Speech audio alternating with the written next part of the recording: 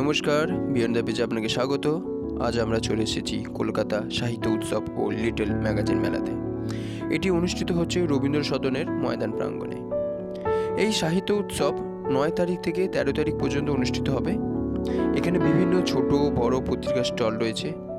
এছাড়া হাওড়া, কলকাতা সহ পশ্চিমবঙ্গের বিভিন্ন জেলা, এমনকি রাজ্যের বাইরে ত্রিপুরা, দিল্লি, কানপুর, উড়িষ্যা, ঝাড়খণ্ড, আসাম সহ বিভিন্ন রাজ্য থেকে তাদেরও স্টল রয়েছে। আর মাত্র 2 দিন বাকি। যারা এখনও জানেন না বা আসা হয়নি অথচ আসতে চান, তাড়াতাড়ি আপনারা চলে আসুন।